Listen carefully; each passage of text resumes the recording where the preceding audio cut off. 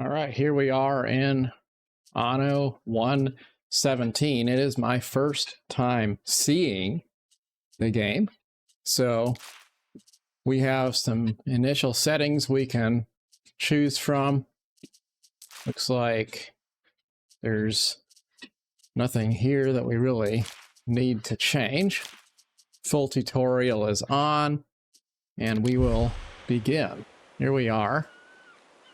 Let's see what a new game looks like. We can choose a game mode, campaign or endless. And I'm gonna go ahead and say endless because I always like to play in a sandbox. And we have a character creator. Very nice looking characters. They're great to look at. Very polished. I suppose I'll be this dude. And I'm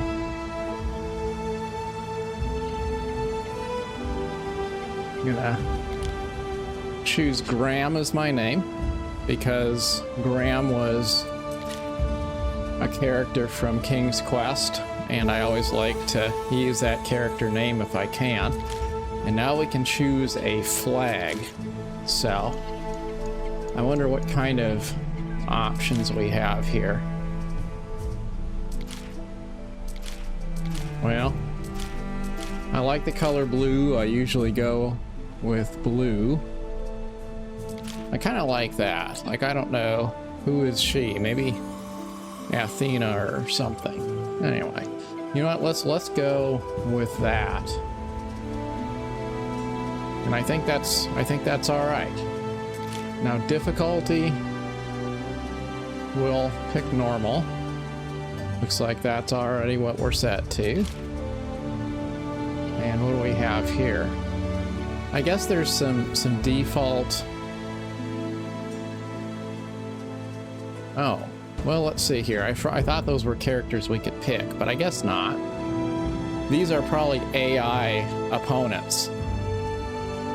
What does edit mean? Okay, so you can pick who you want to play with. And there's several different folks. These are the normal difficulty folks.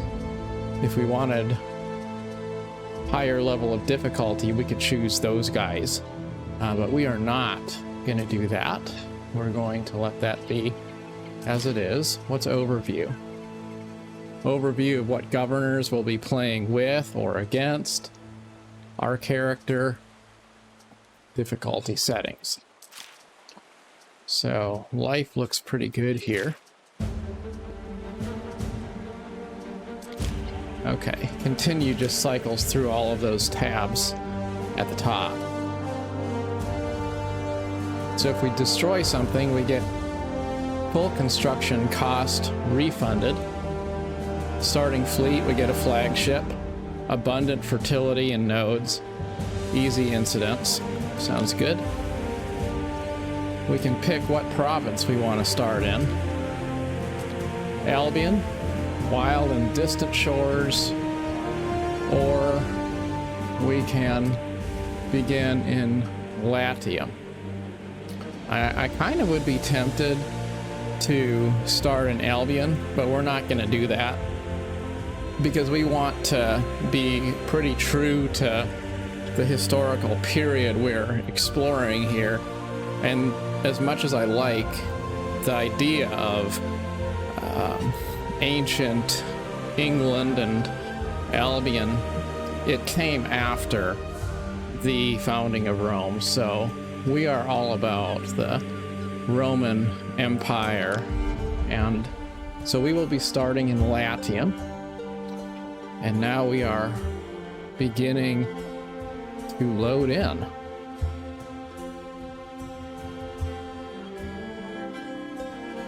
It's going to be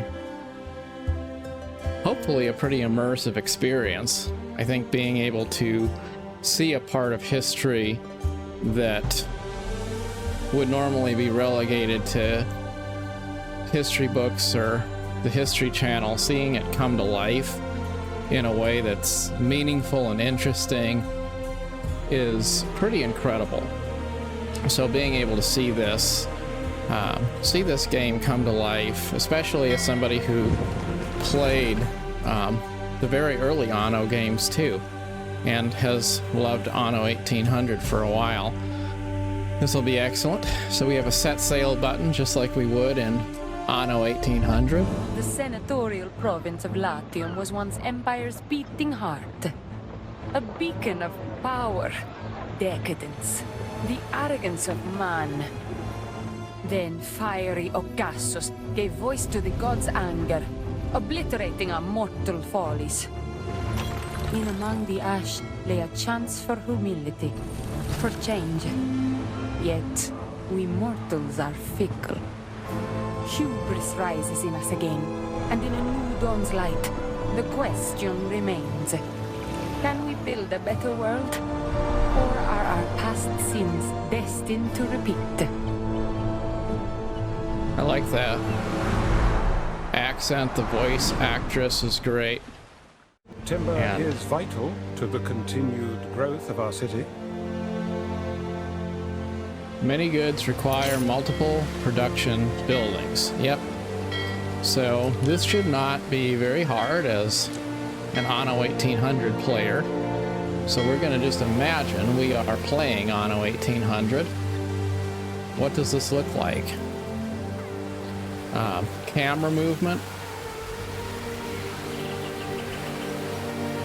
We have a free camera. We can look up at the sky. We can look down.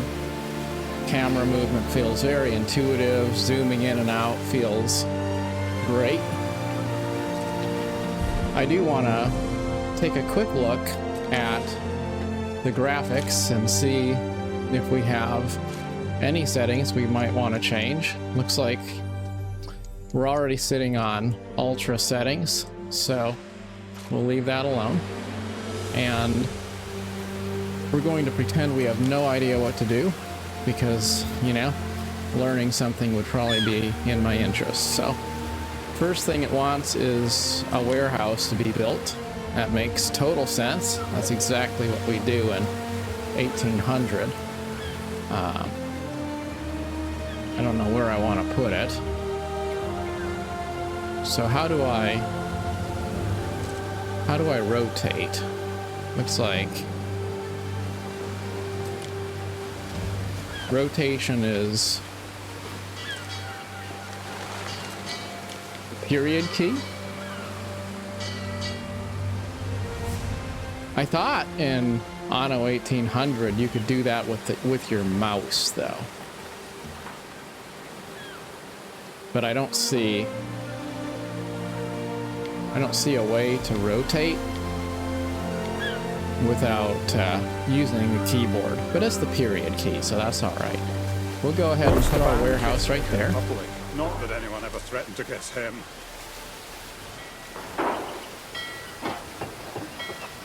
I wonder if we have a first-person view where we can go down to ground level.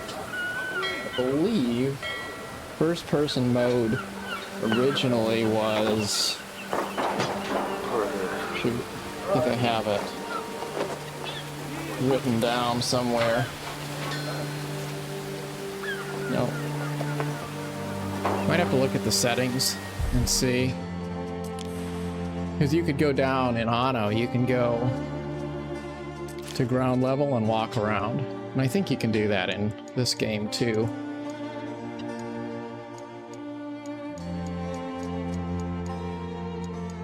So we're going to see if we can find it.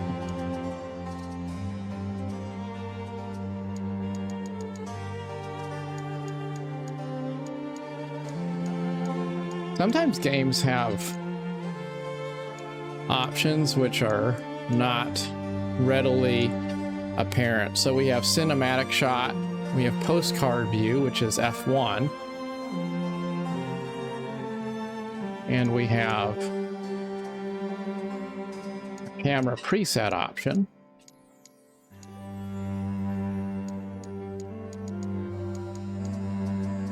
So we'll try We'll try those.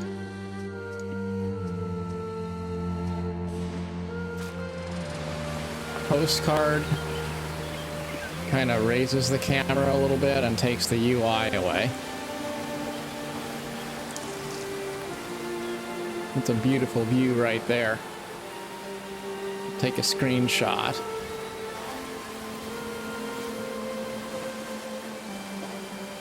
Then we have Control F3, I believe, for cinematic view. So that just kind of makes the camera rotate around. So I'll have to experiment with that later. For there are those who listen with their intent. Sunset is really beautiful. See, I believe Control Shift H was the old keybind for like going into first person mode. I'll have to Google it here and see if there is.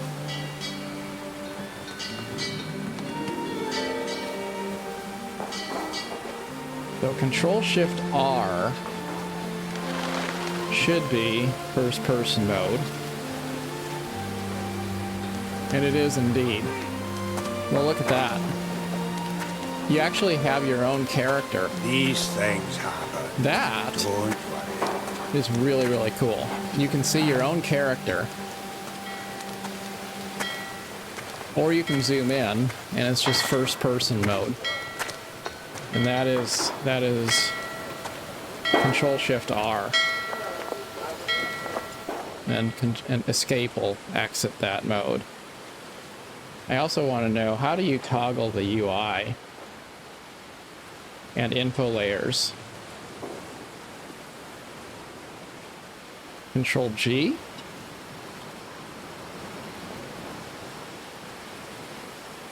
No.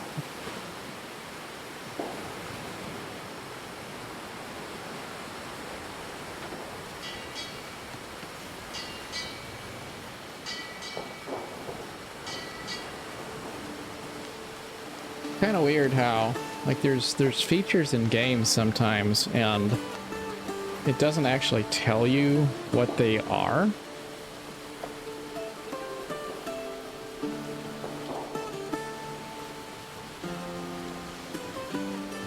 But they exist. Like, you just have to, like, hunt around.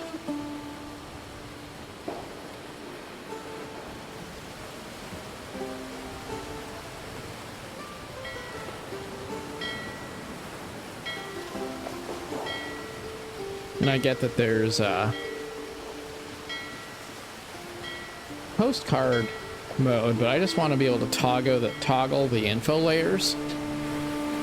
Like, I don't want to necessarily have to see the icons above buildings.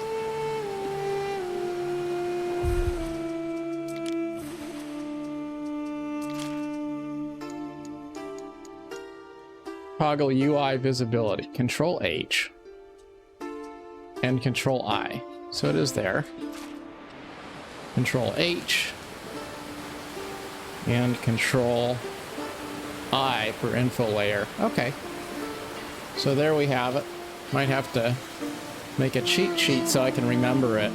But that is definitely something I really, really love about the game. Right out of the gate.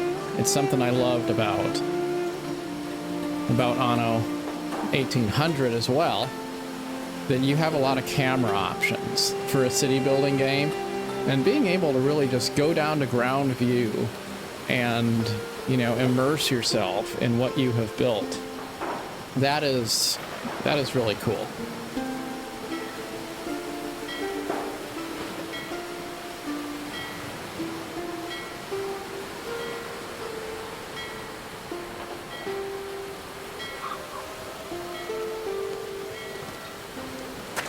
So we'll walk around a little more. And there we have a horse over there. A flock of horses, and we have some oxen. When you walk around, you can also hear your own footsteps, and you have a little bit of illumination, so you can see like the area where you are lights up a little bit. You got your little torch, basically. That's pretty cool. And the facial expressions. My goodness. For a city building game, that is pretty incredible.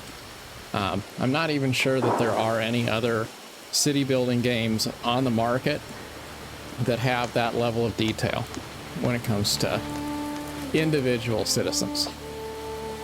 City Skylines 2 does, but it looks really janky. Like, the citizens look pretty stupid. And then we have, of course, the automation issues, optimization issues, I'm sorry, surrounding City Skylines 2. But that's another topic. Anyways, so we built a road here, we connect our warehouse, and tutorial isn't really telling me what I need to do.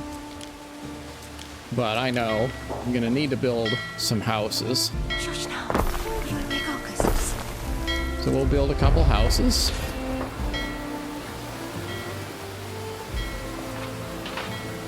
Do we have quests? Yeah, we do.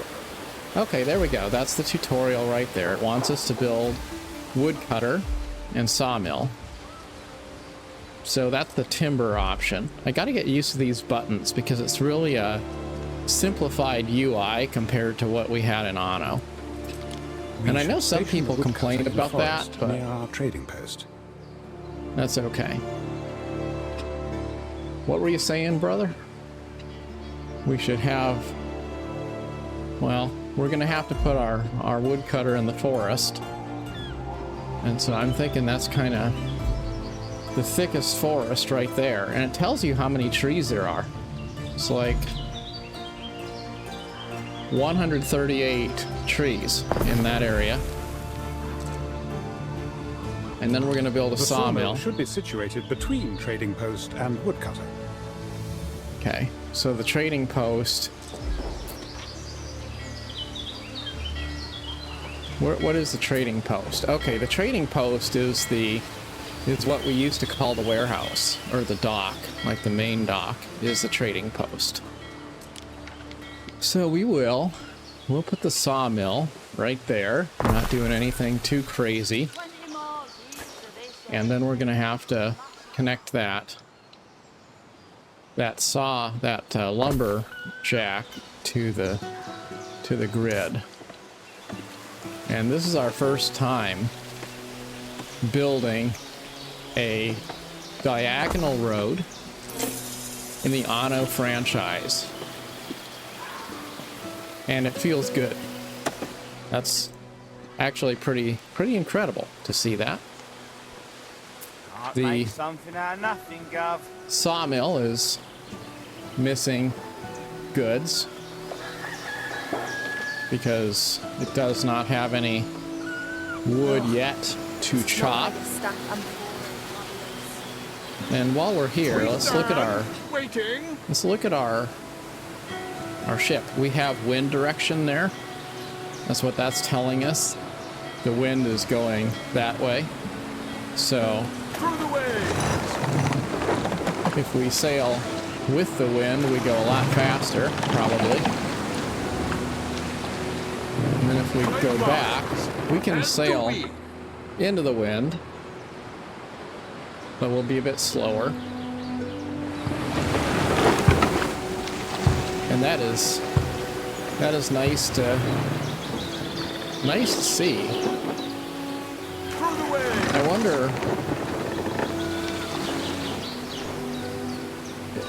wonder if the rowing animations are always happening or not. Like, see,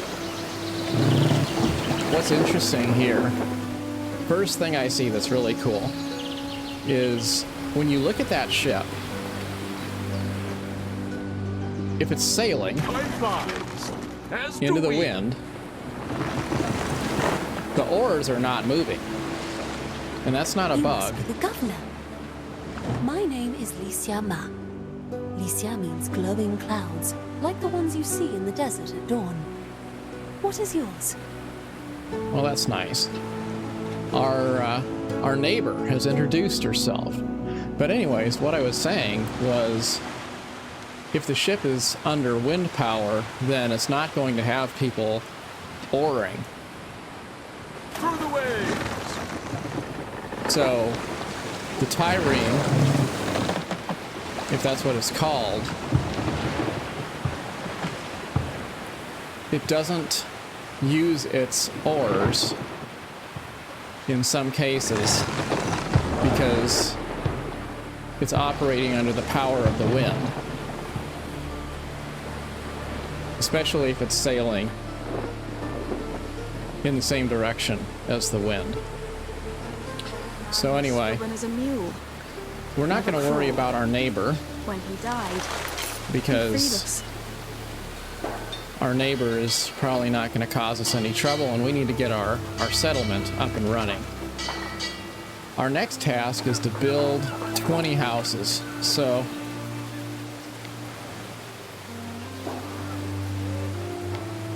we can, again, rotate those as we wish, and the game will randomize the appearance of them.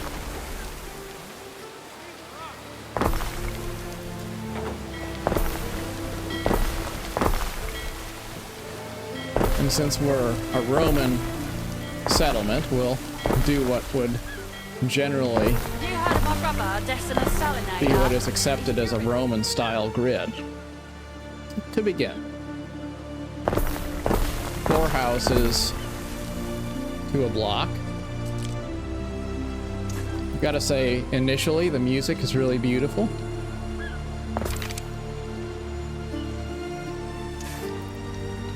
Road placement feels very organic.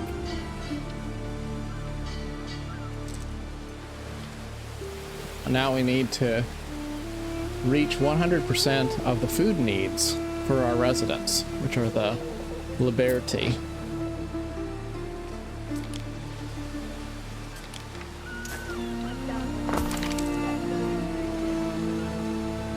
So what kind of food do they need? Now you can't go hover over the need there because that dialogue box will go away. They need, I assume, You've met a neighboring governor. sardines. Part of being a good governor is learning how to deal with rivals. Oh, okay. Well, we're not gonna. I don't care which side of the coin they're on. We're not gonna worry about. Okay. So we unlocked new foods. That's new. Like in 1800, you don't unlock. I guess you do. I guess when you do unlock needs, but you don't have to press a button to do it like that. So I guess I don't need to see that dialogue box. Now I don't know. Attributes impact population or income. So that's basically the same. Same as Anno 1800. Master's business. Now probably the next thing we want to do is build this here fishing pier. We'll put it right there. And porridge. Porridge is a staple, easy to produce for the masses. No one loves the taste though. Well, I mean, it's basically like oatmeal, right? Who doesn't like porridge? I think I like porridge. In fact, I think I would like to have some right now. I'm missing that instant oatmeal. Might have to go do that once I get done playing. Go make myself some oatmeal. Oat farm. See, I knew it was oatmeal. All right. And that's going to be our first farm. We simple folks don't have much to offer.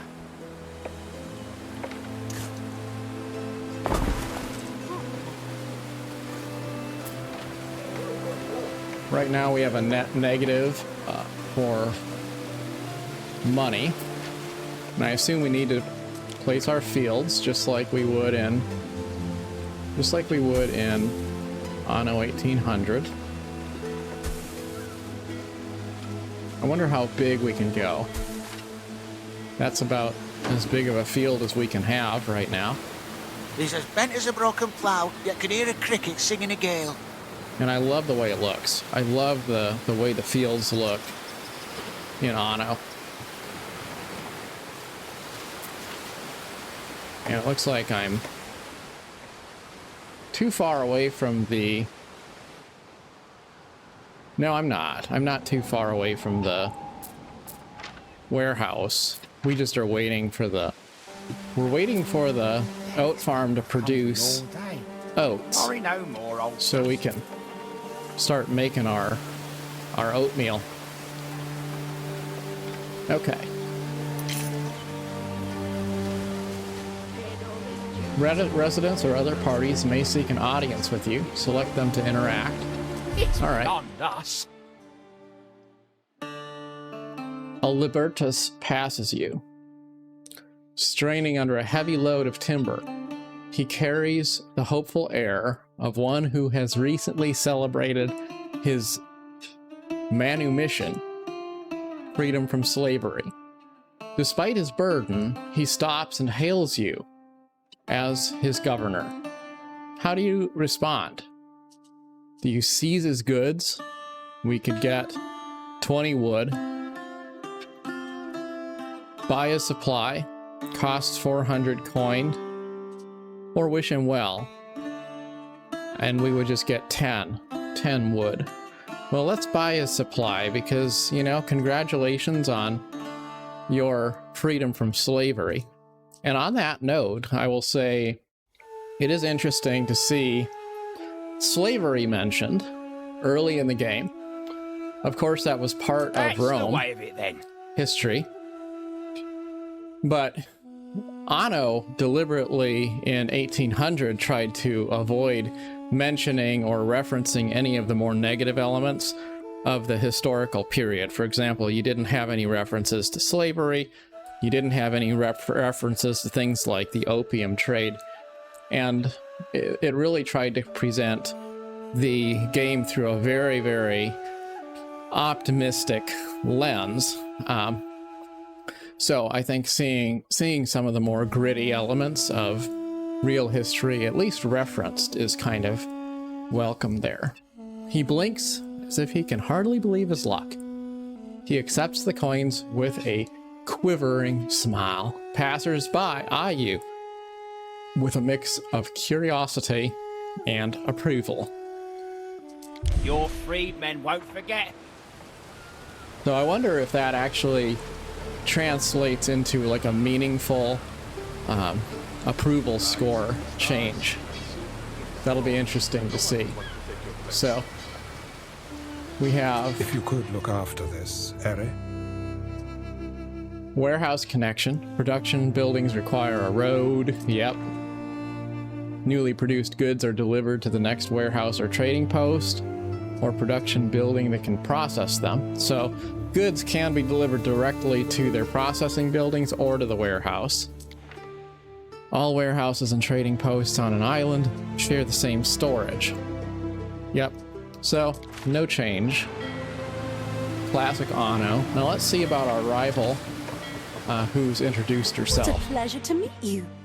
I am Latium. Father's a silk merchant. You simply must join us for dinner sometime. All right. Her father is a silk merchant. You've encountered Licia Ma. Rumor has it she's the daughter of a silk merchant. How do you wish to respond? Rivals are political parties that have their own reasons for engaging with you. Open the diplomacy menu to learn more about alliances, trade rights, and other treaties. Well, we'll extend a polite greeting. Imagine the possibilities. Very nice. So where is this diplomacy menu? Right there. Shaking hands or Control D. Always busy. The Empire never sleeps. All right. I wonder what country she's from. If we imagine this rooted in real history, like I'm assuming that she is from Asia. So if that is the case, then I wonder if we're going to see an Eastern DLC sometime. I should be grateful to the wild dead Teuton that did it. Gives me an allure. And who is this? The Emperor. The Emperor of Rome. We work for him. So, very cool. What is the average buoyancy of a duck? Central gathering place, market, and the tavern. So, I don't really need Public to... services should be erected close to residences in order to meet people's needs. Don't need to meditate on that too much because it's literally identical to Anno 1800. But we do want this build to be kind of unique. So, put a little bit of effort into placement. We'll put the market right there. And then tavern. Tavern can be here. Oh, you wouldn't mind being a cleaner, very nice.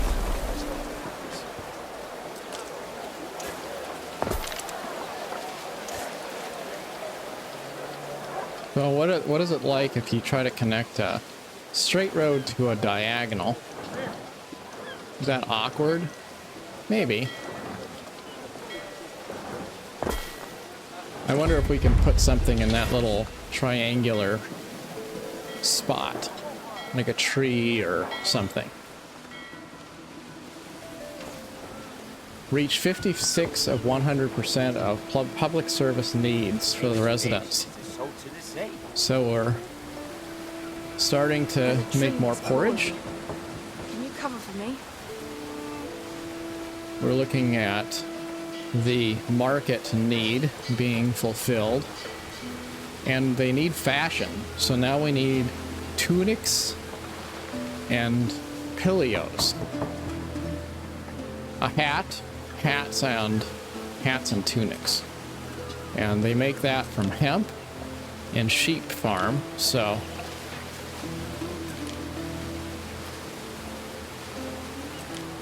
all right. So initially I didn't realize you have one icon for food supply, and then when you look inside that, you can see the specific types of food. So let's do, I guess it's time for the marijuana farm. Now what we're going to do here is let's see what is it like to do a diagonal field. Looks great. Look at that little stone wall. It's pretty lovely. And we need a spinner. We'll put the spinner right there because it's pretty close to the warehouse. Any plans for tonight? Some of the boys from the... And then we'll do a sheep farm. I assume the sheep farm does not have any negative effects. People don't mind living next to sheep, right?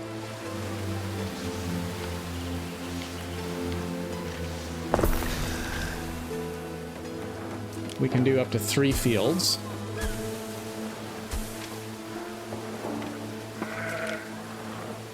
Again, it does not feel functionally any different whatsoever to play in any other game of Anno. And I'm just going to call those hats Pilius. I'm not super sure if I'm butchering that or not. I'm pretty sure I am butchering that word.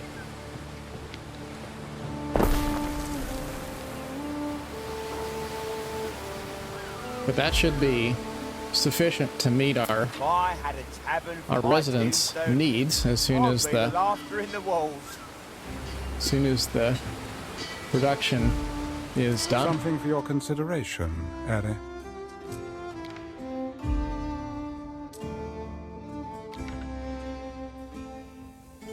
So we can upgrade people's houses just like we would in 1800. This may be of interest. Workforce types.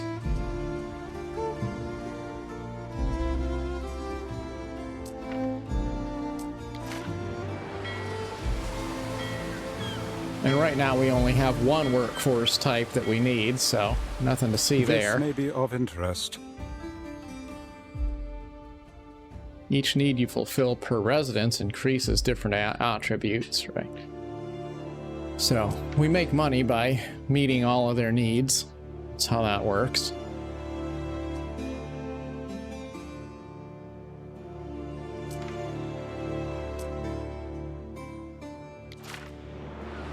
This may be worth your attention. Many production buildings affect the attributes of nearby buildings while they are actively producing. So this, I think, is new. Review the attribute effect of any public building at the top of its panel. Choose carefully when placing buildings close to each other to max benefit or mitigate risk. So that is the mechanic which is kind of new in 1.17. It didn't exist, at least in that way, in previous games. But our goal is going to be to get a positive cash flow. 20 more, ye dead of me. In reality, I feel like the game is intuitive enough. I wouldn't need any kind of tutorial to understand what is going on here. It feels really, really familiar. We have a cosmetic painter tool. Cock of sardines, dripping with oil, picking me teeth with the If you bone. wanted to change the way a building looks, it will randomize it for you, but you can change that.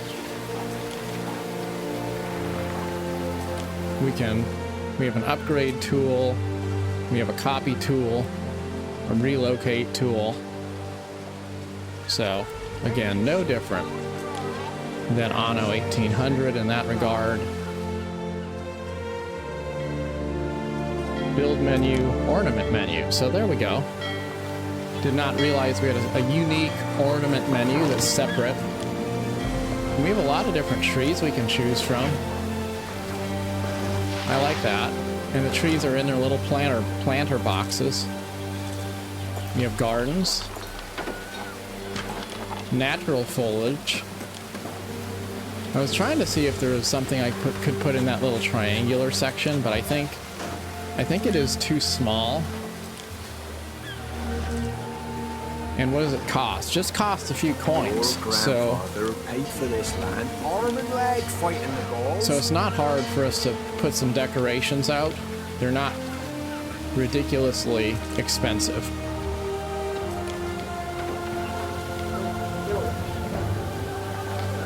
And it's cool that we can do diagonals like there.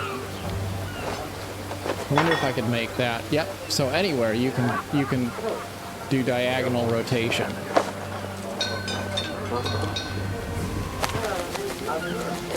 And some of these are really, really elegant. I like the look of them.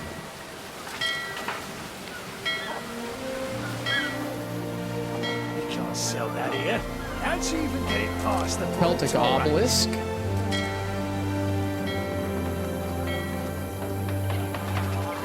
Celtic mail. I wonder if there's more decorations which will become available, or if that's all of them. I'm assuming that's all of them. Maybe we unlock more eventually. I'm sure there's going to be a whole lot of interesting cosmetic DLCs and stuff, because, you know, it is Anno. So, some things are just a foregone conclusion, and so having a bunch of Field stretching all the way to the horizon. DLCs is part of what we would inevitably expect to see.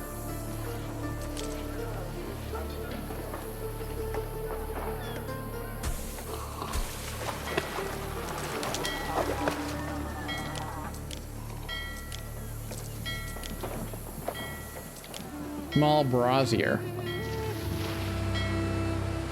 Well, Eric, it kind of makes sense to have one. attracted a higher grade of resident in the plebeians. Out there on the beach.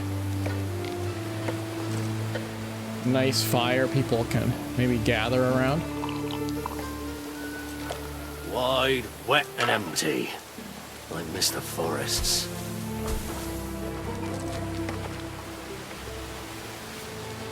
So we've done a little bit of decoration. And we now are able to upgrade our residence, so we'll upgrade this residence. There we have it.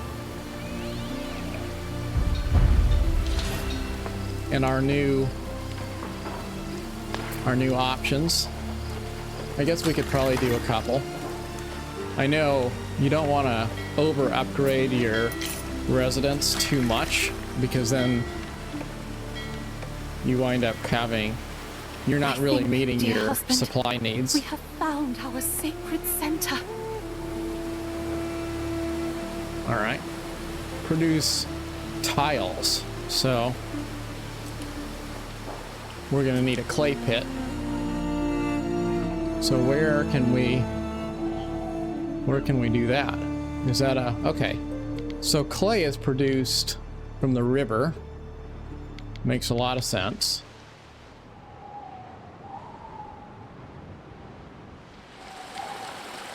So that's going to be our closest spot where we can start making clay. I think what we'll do here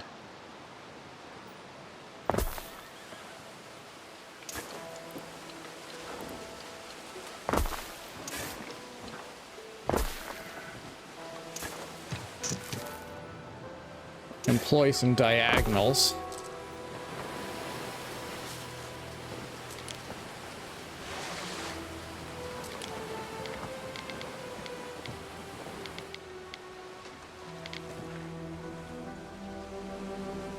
And there's the down arrows to show, like, if the desirability is a negative effect, then we don't want this building to be close to residential areas. So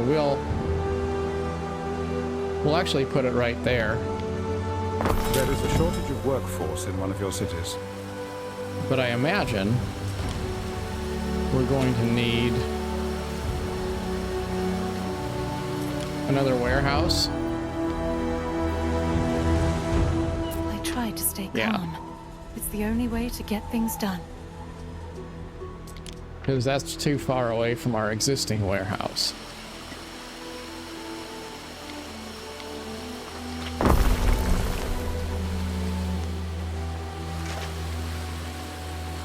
And we don't have enough workforce. We need more plebeians. So one more house will get upgraded.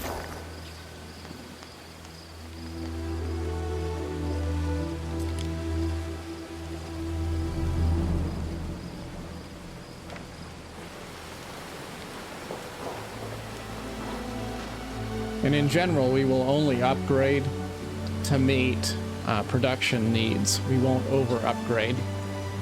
This hat keeps the sun safe. There we go. My land.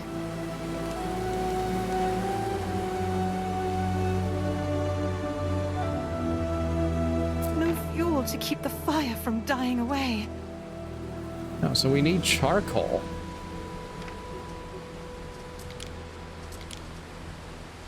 Charcoal burner produces fuel.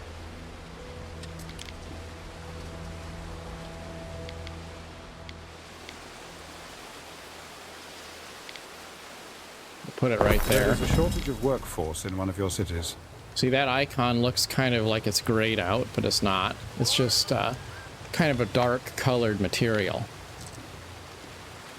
But now we're again dealing with a plebeian workforce deficit. Stamp on that. Let him know who made it.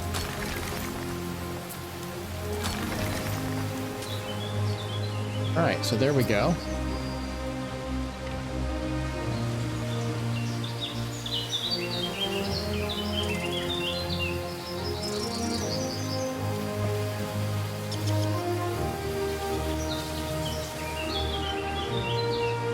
So I guess the next thing I wanted to do was to see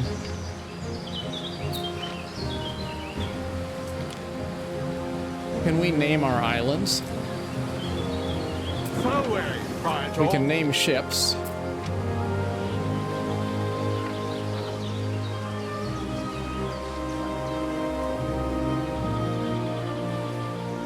But let's look at we'll look at the province map.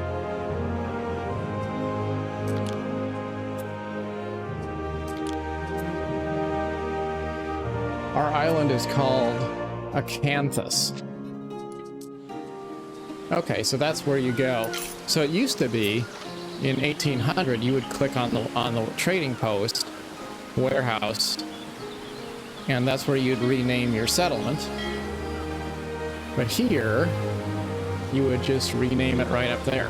But all of the same naming features are included here. And we're going to start off by naming this as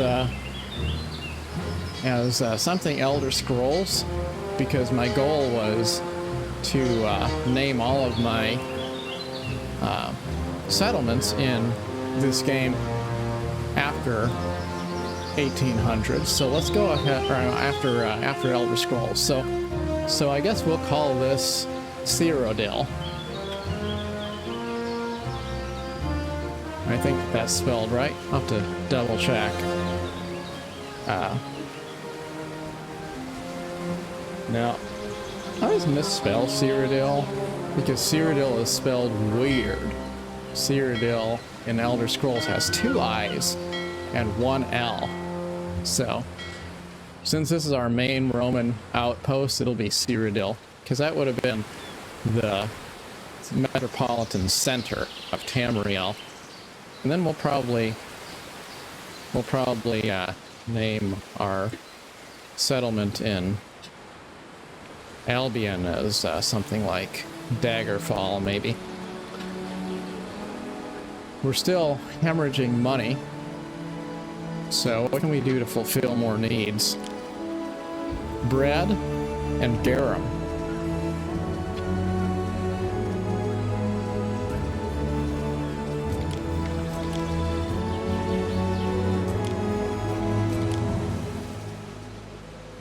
We have a villa set. What is that?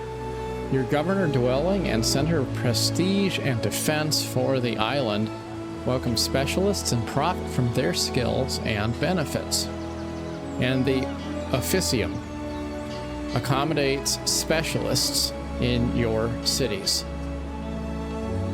Okay. We have military buildings. Haven't unlocked them, but the button is there.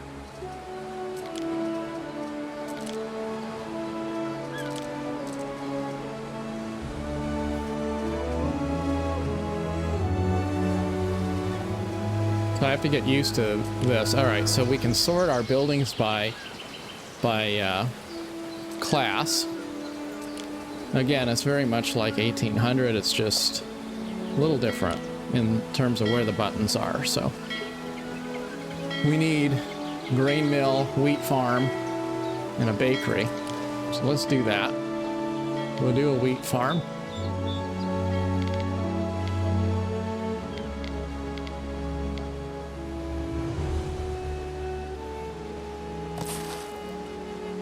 And that's in blueprint mode.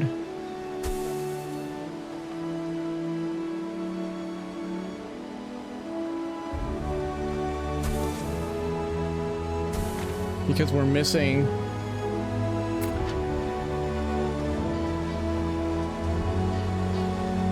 what we need to actually build it, which is tiles. And it does tell you how many of every kind of production building you have on your island. So we can easily see we do have the tiler here on the island producing tiles, which would be that building. The city is just too cramped around it. Okay, so here's our problem. This building, I did not realize the charcoal burner needs a forested area. And that's my problem. So we're gonna have to move it to a place where there's forest within range. That'll do.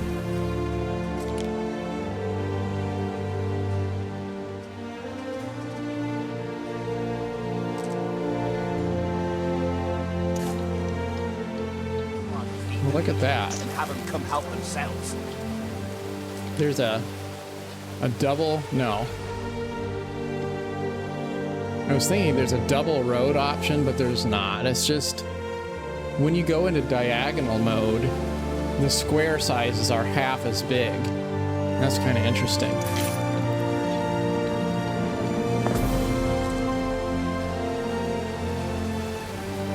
All right.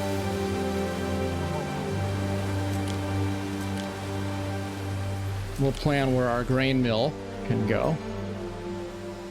Oh, grain mill also is going to need a river slot, so that's kind of interesting too. I guess we'll put it up there.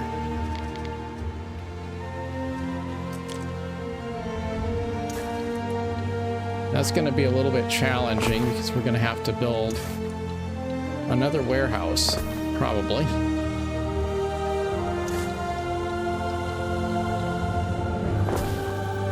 But that's all right.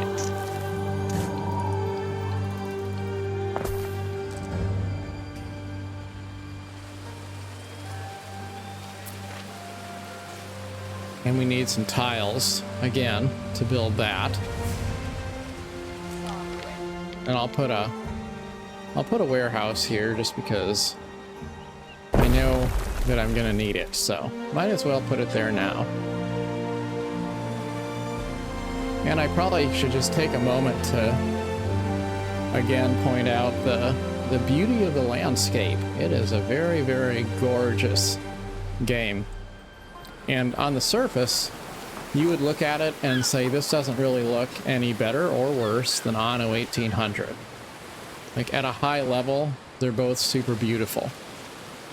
It's when you get down to that ground level that you see, you know, there's some... What are you doing at the docks when the master wants you?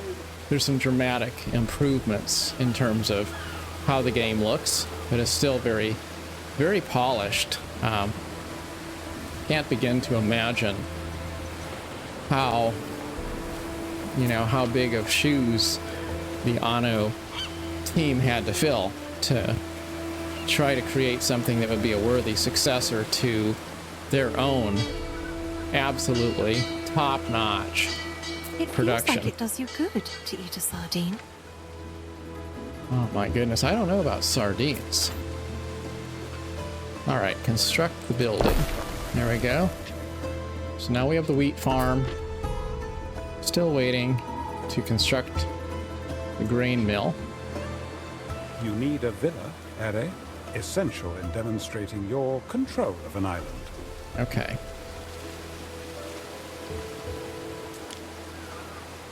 So where did I see...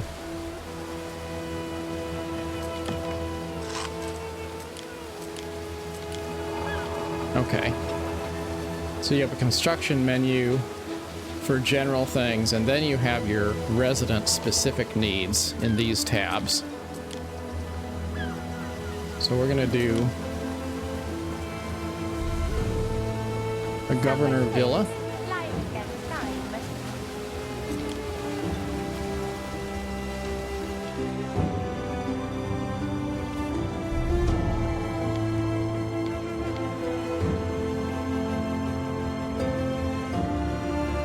And I'm thinking we're just gonna go, we're gonna go all the way out here, and we're gonna put it right there so that we can see, you know, that great view of the water.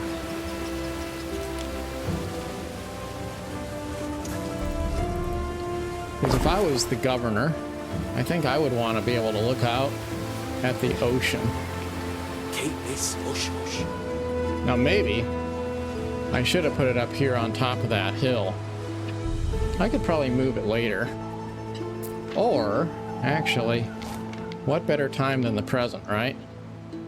And why not do take the opportunity to do some diagonal building. Like, isn't that a pretty beautiful view? Right up there. We can look out. Yeah, I think we're going to do that.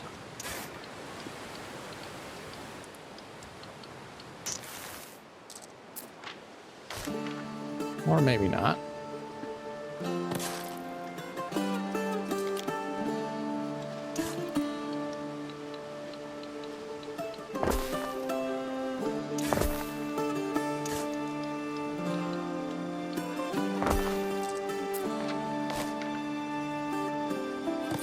There we go. I think that's the placement I want. We'll do a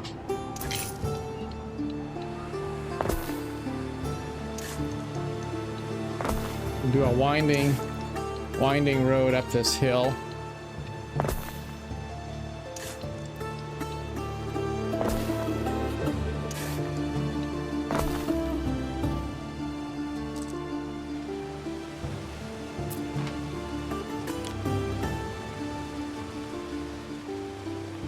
Villa specialists and guest houses increase island prestige to gain more specialists for the villa. An increased prestige also unlocks guest houses that can be placed across the island or assigning specialists to. Your governor villa defines you as the owner of this island. Choose its position wisely. If it is conquered by hostile units, you will lose the island. An island without a villa can be taken over by conquering the trading post only.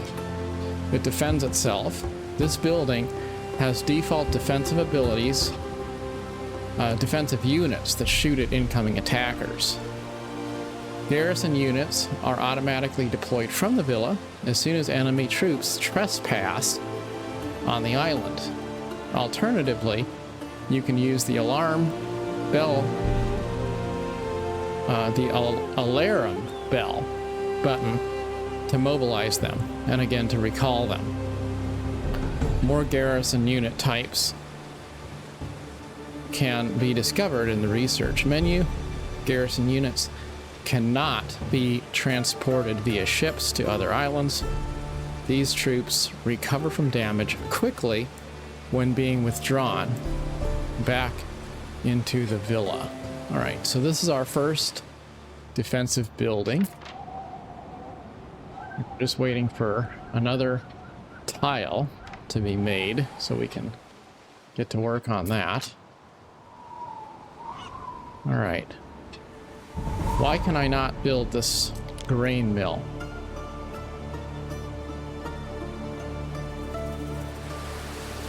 So I have the construction costs covered. I wonder if that's a bug. No?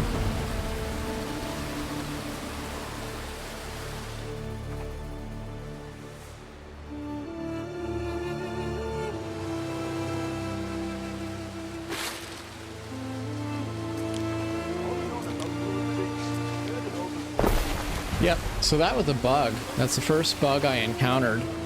I had this grain mill in construction status, but even though I had the things I needed to build it, it would not allow me to press the button. So I had to delete that blueprint and then replace it. Not a big deal, but that was a little bug. A little bug on, well, day one of launch. Is not unexpected. So, we'll speed up time a little bit. Initially, I kind of just wanted to take in the ambiance and not put it on fast speed, but I want to get my villa constructed, so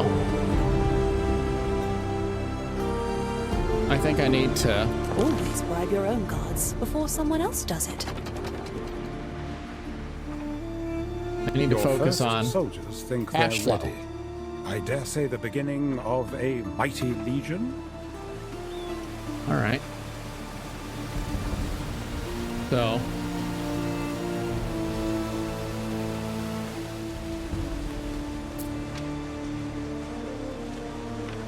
Something for your consideration, Eri. Recruitment buildings allow you to recruit military units. So we have horsemen, melee, and ranged units available, I assume. And camp units to heal hit points and decrease maintenance cost. Protect your villa. Walls and towers will keep most invaders at bay, though they can be destroyed by siege weapons such as onagers. All right. Well,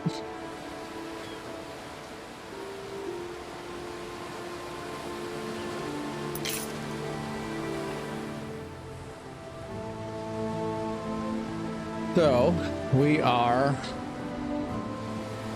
still looking at a workforce shortage.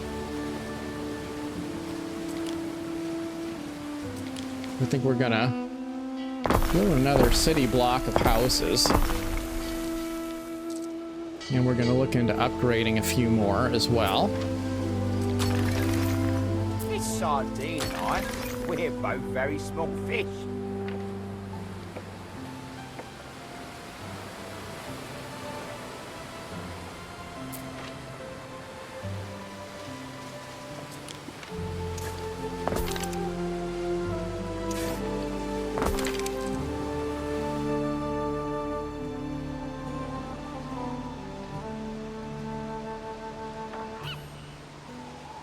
What we're gonna need to do is to get our cash flow to turn around, because we're wasting a bunch of money by not What happens in Taverna bringing in enough income. stays in Taverna.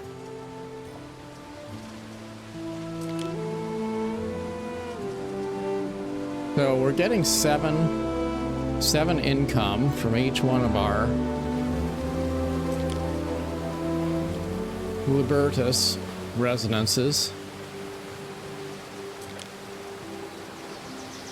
5 income from each of our plebeians. And the reason for that is because our lower level housing is, we're meeting the needs of them better. So what we're gonna do to improve our overall income is just to do some dramatic expansion and see if that works. And then of course we're gonna need to increase our domestic production for the things that those guys need. So probably another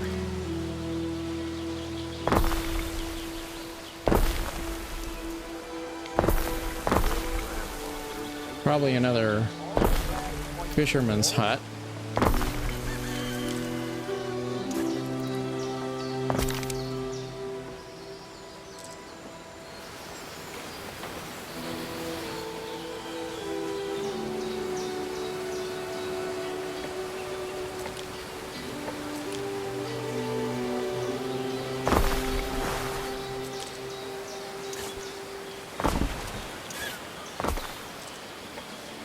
And we'll expand our oat farm.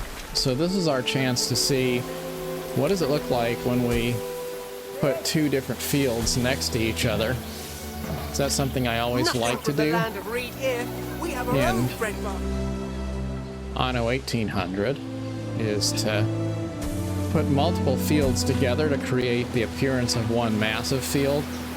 And we can once again do that here. Looks just fine. And now we're starting to Fancy me in a tunic. turn a profit. Who fancy me without? So how are we doing on hemp? We need more hemp, it looks like. So let's expand our hemp Your field. city is growing, and the chance of an incident with it. Build institutions to better deal with such incidents.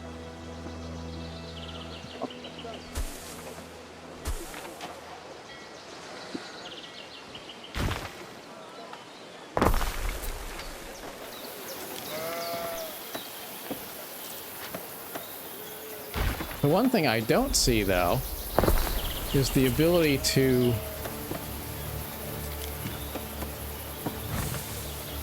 move a section of farm field. Like, you have to delete it and then replace it. You can't just like drag a specific square of farm field. And then here we have another thing that's a little bit obnoxious maybe, and that is that the fields that do have walls, will give him a decent funeral. walled fields don't merge seamlessly. So that could be a little bit of a, you know, not a big deal, just a little bit of a small, it could be a little bit better, maybe. If we wanted to nitpick, we could nitpick a little bit there. But, you know, I'm sure there's going to be a lot of feedback, and would not surprise me at all if we see some improvements to little, you know, minor UI bug type things or quality of life stuff. Kind of weird and interesting, but we have our cow pasture, sheep fields rather, surrounded by hemp. So that should improve our hemp supply. We do have enough tunics and pileos Wait till the south. for the time being, but we're probably going to need to expand that soon.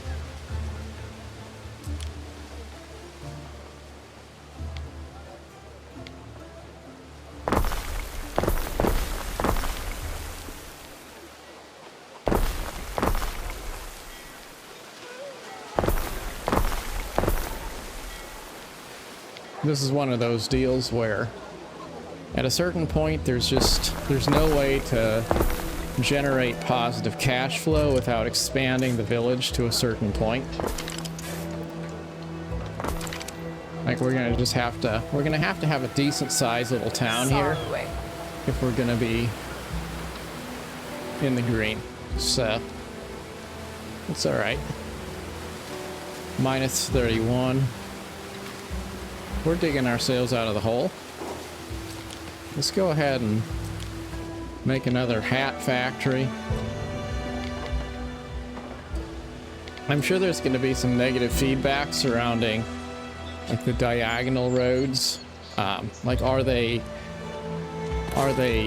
like well optimized enough to integrate with the square grids, you know, like, and I totally see there's a little bit of jankiness there, but again, it's not a particularly big deal. It's just one of those things where, like, there's definitely some places where you would look and say, well, I'm not sure if I would exactly say that it looks perfect.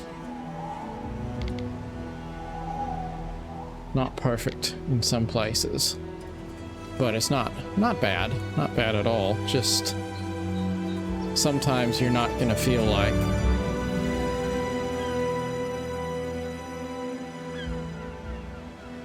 the grid is entirely seamless necessarily. There's gonna be places where a diagonal road meets a square one, and it just seems a little bit unnatural.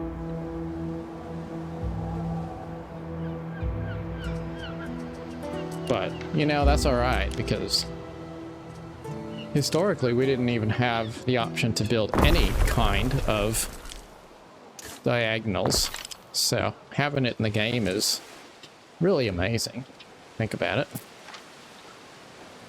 Especially for a game which is kind of like a beautiful Excel spreadsheet. You've basically got an Excel spreadsheet underneath a incredibly polished oil painting.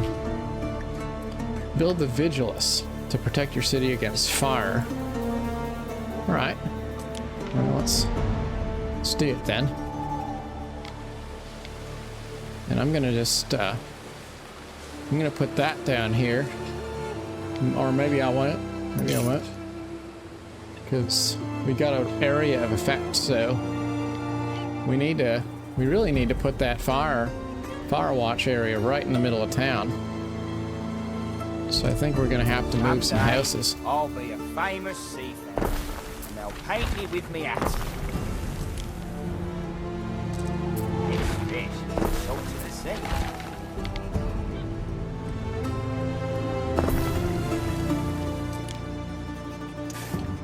I do like it how you can move stuff around.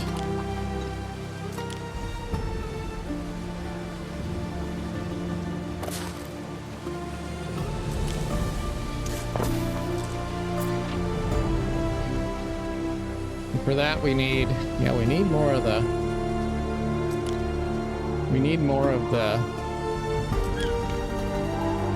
wood planks. So expanding ever outward. We have 7,000 coins.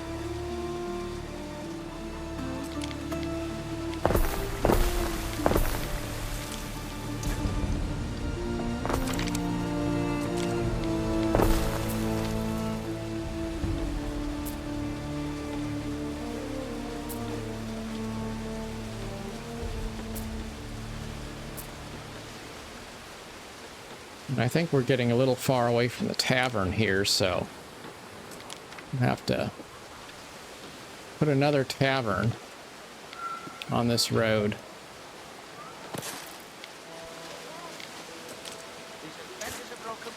Our town is quickly expanding from a tiny village to a meaningful, respectable development here.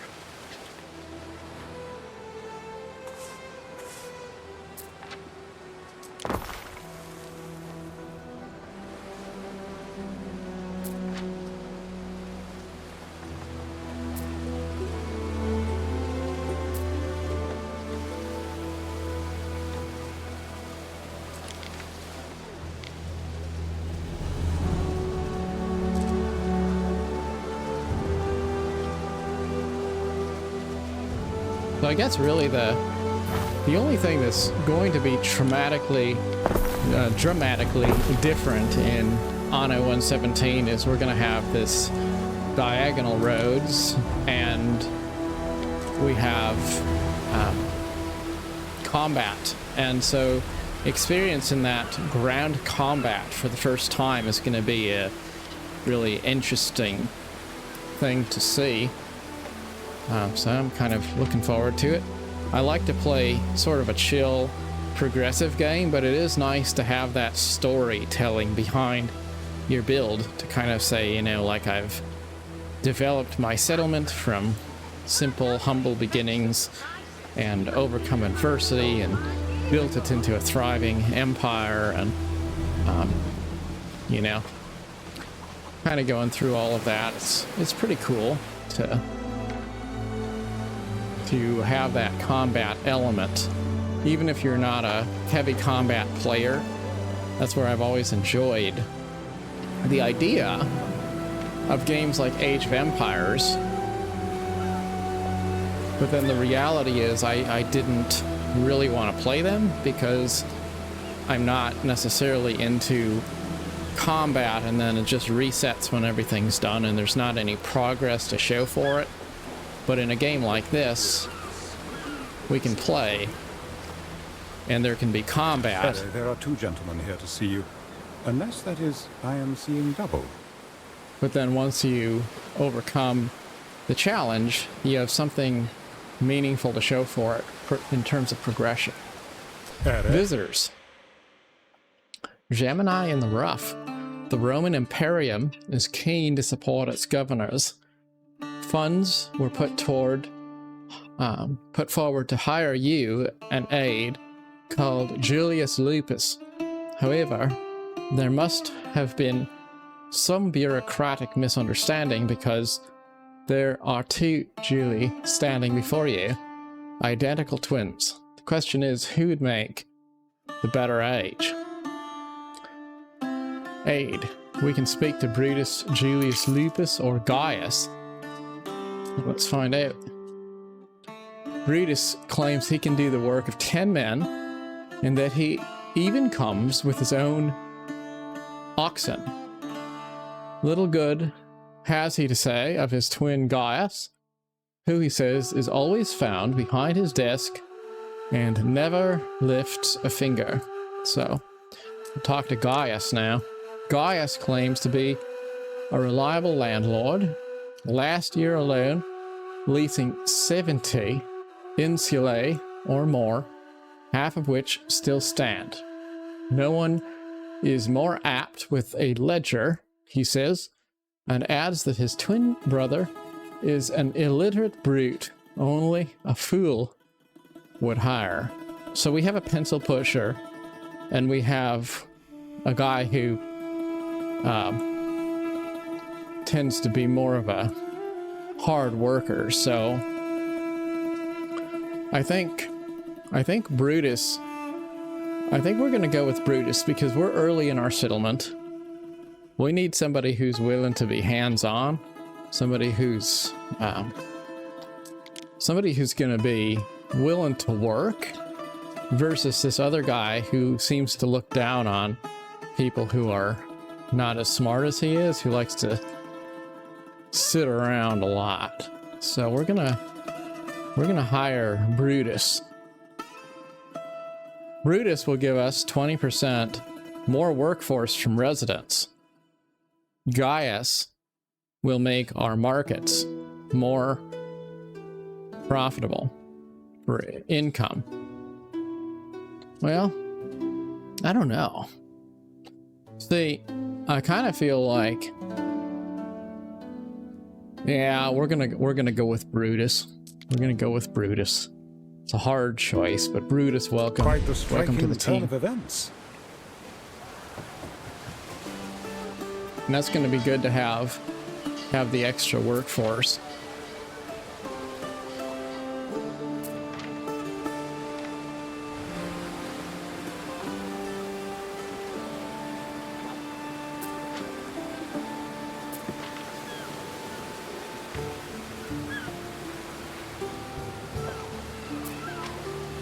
Now we can construct the Fire Watch building. When That's will what a you fire accept station contracts? looks like. I would very much like to talk business. Right? Appoint a specialist to your villa.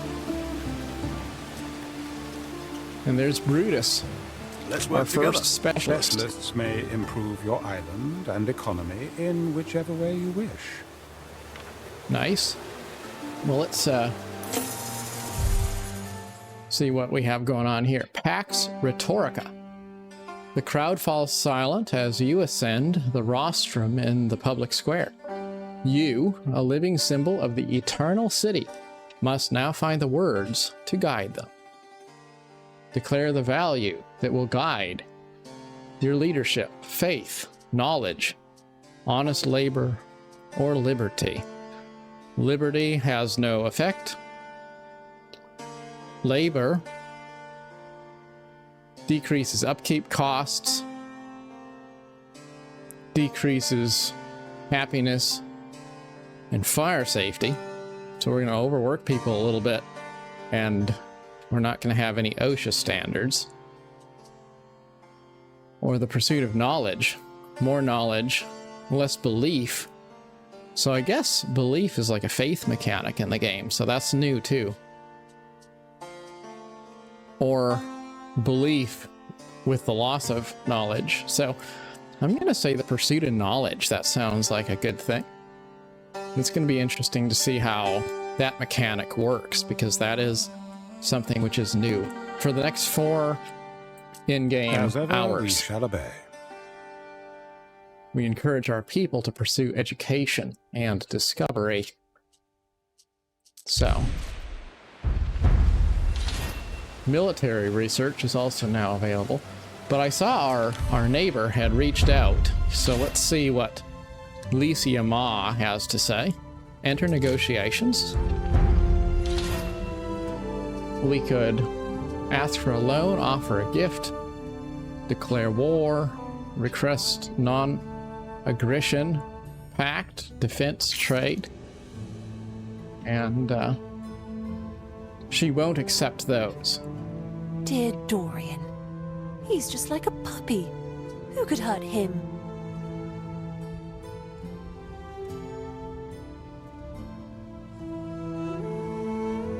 Now, I don't know if we're really in a place to give a gift. A small gift of 5,000? Well, that's not good because we only have 6,000, so we're gonna have to come back.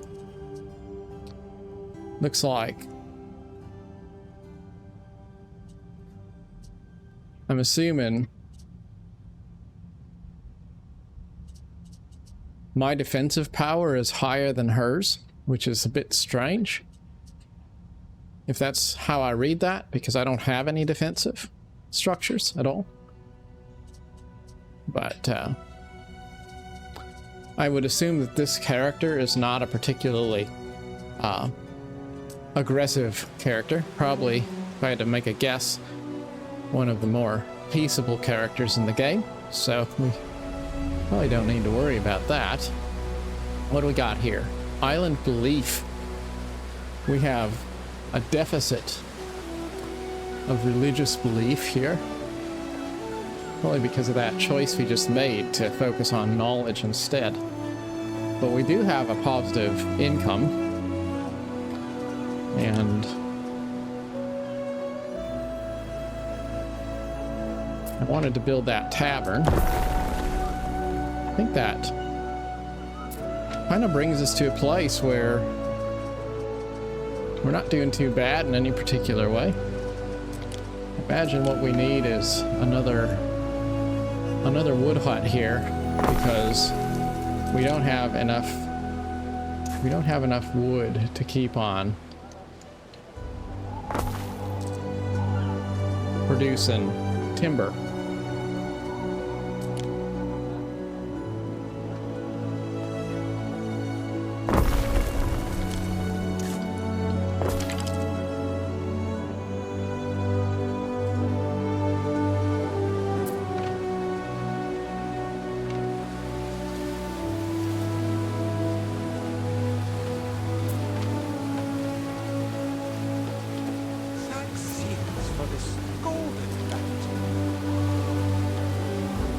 Open the religion menu and select a patron deity for your island.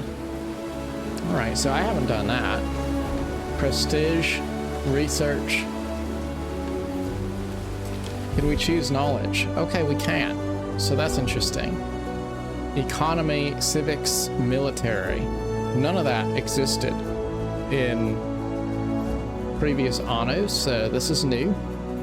Warehouse organization, upgrading your warehouses adds more loading ramps, paved roads, depots, increase island storage. We could focus on more cargo slots for our ships. Market forces, effective range of markets is increased, and we could work on some military things. I think we want to focus on the economy first. So, harbor building.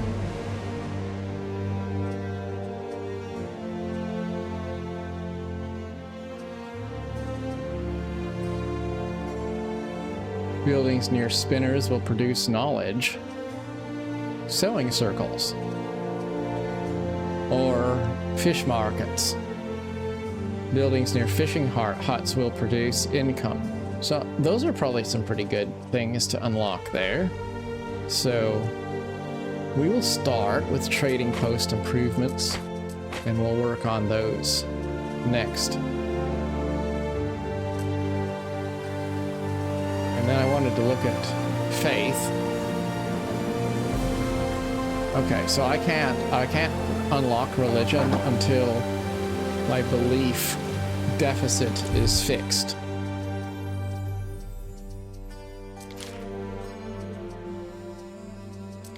All right, so here we go. Now we can see what's causing our lack of belief. Some of our industrial buildings are producing a deficit.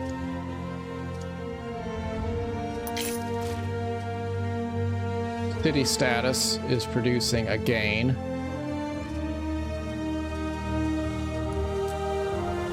So we probably can't do anything about that just for now because we picked that temporary option, which is going to give us an economic benefit at the cost of religion, basically. So I have to spend some more time to get a feel for the faith and religion mechanic, because I don't see an option yet to really build like a temple or anything like that yet. I think that's just not been unlocked. See, like there we have a sanctuary. We can build a sanctuary, but we need to have twice as many plebeians. So that's what I need to do. I need to upgrade some of these folks. And we'll see. Like if I do that, then that unlocks the sanctuary. And I can build that sort of a temple then. And I imagine this would be a great place for it, right? Maybe. Maybe not. Not really, because it needs to be able to affect everyone, so we'll put it right there. That should do. And now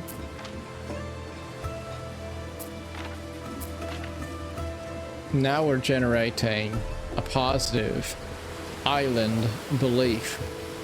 So, and we also can pick our patron, I think. Time religious belief in your city was shaped to your advantage, Ere. Lovely. So we can pick Ceres. Ceres, August, Mother of Fields, extends her divine grace to farmers, mothers, and marriage. Devotees of Ceres fervently till soil, bolstered by blessings from her divine helpers. Neptune, Lord of the Waves. Neptune's wrath and favor ebb and flow like the tides. Devotees of Neptune fearlessly cruise the waves, exemplars of the sea god's courage. More fish and oysters, cockles, and seashells. Mars. Looks like we haven't made a discovery necessary for Mars, but we'll take a look anyway. Bloody-handed god of war, Mars presides over the violent art of warfare. Mars expects victory, and his devotees will do their utmost to make that happen. We have Minerva.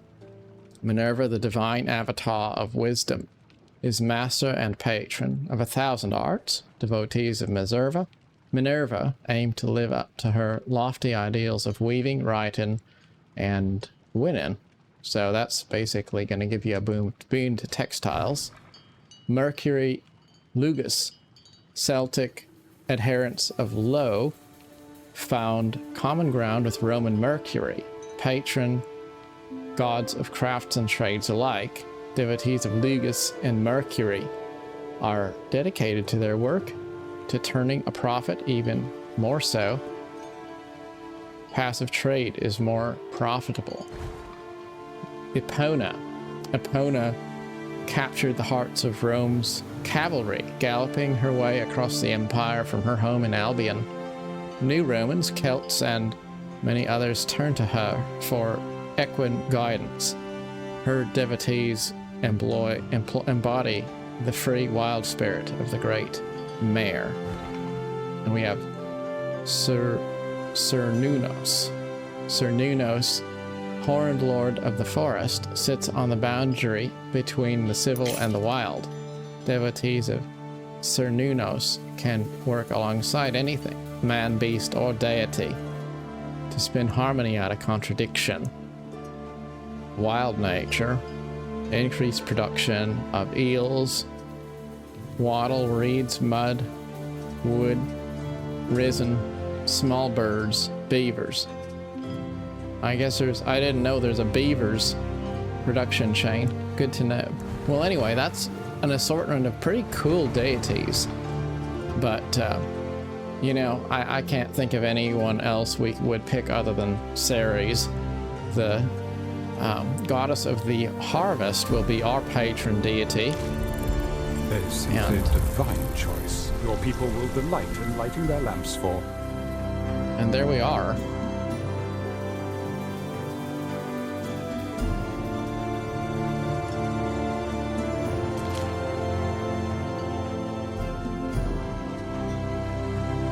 And then as we gain more favor, then we'll be able to build shrines later on.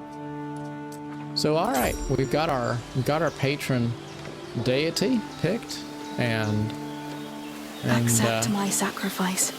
And there she is. An ox of clay, an ox in spirit. But what I will say is we need to turn the temple around, because we have our statue of the goddess here at the front. Everyone's worshiping, and so that should be facing out, I think, out to the open sea. Let's We stand waiting. take a moment and do a little bit of exploring to remove some fog of war. Forward! We'll just sail around this island.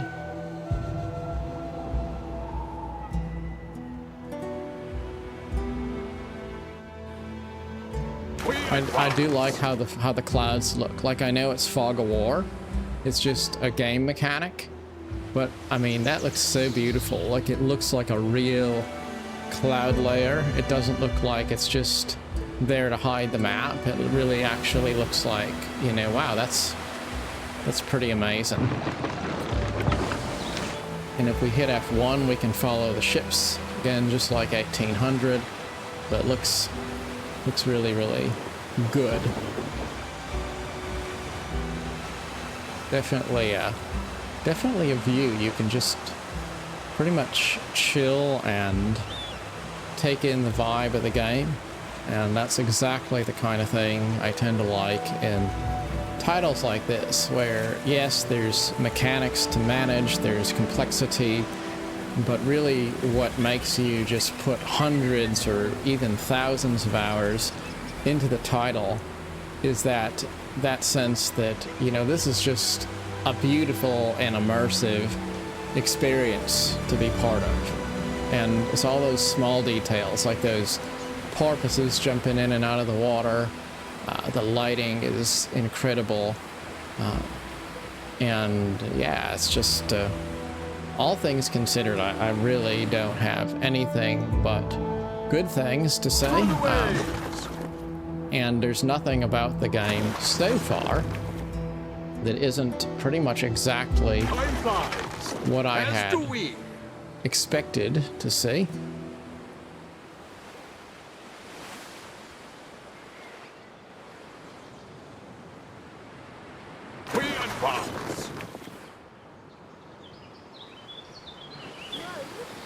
So hopefully the ship will finish sailing all the way around the island. I was trying to use shift to set multiple waypoints, but yep. So my boat is indeed traveling all the way around the island. Now, is my opponent here? Yes. So this is my competitor island. Very simple. It'll be interesting to see if the AI opponents build interesting settlements, you know? Things that actually look, you know, look organic. So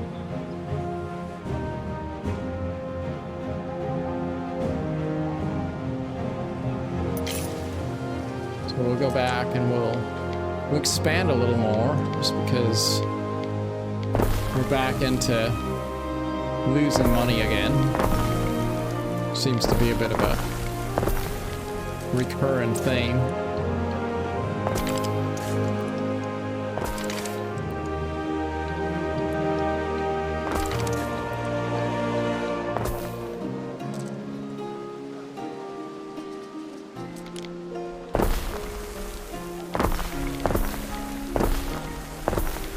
Research to progress. Research any specific discovery and reap the benefit. Well, we've there are unlocked many discoveries those. one can research. Economic, civic, military. Choose wisely. Kyrie, Governor. I run this island. Name's Dorian. I can't wait to join your routine. Well, there's Dorian, another competitor. I think we're gonna continue to research more of the economic options in the research tree.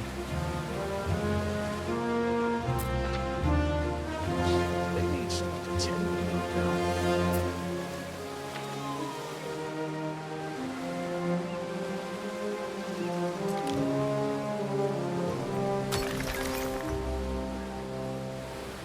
And now we once again have a positive cash flow. And there's my ship returning to port. So I think that's where we're going to leave this first episode of playing Anno 117. We've managed to get at least an hour, maybe more like an hour and a half or so of time in the game, and I think the first impression of it is this is a pretty beautiful game. It's hard to find anything not to love about it. Inevitably there'll be a few little bugs, there will be some limitations. You know, Anno 1800 was out for so long, and there's so much depth to that game when you factor in the DLCs and everything that's been added in. And a couple things that stand out here is, I think Anno 117 by no measure at a glance makes you think, oh well, Anno 1800 is now an out-of-date, expired game that you don't need to play anymore. I don't get that vibe at all. I really genuinely get the feeling that this feels like a new chapter for Anno, set in a new place, and it's all about that new period to immerse ourselves in. It's not that the game is so very much better necessarily in terms of the graphical fidelity or the way it plays or anything, you know, and it is much better if you really get granular and you look at things like the detail of an individual character and things like that. But at a high level, both 1800 and 117 are absolutely beautiful, and 1800 is not in any particular way undermined by the release of 117.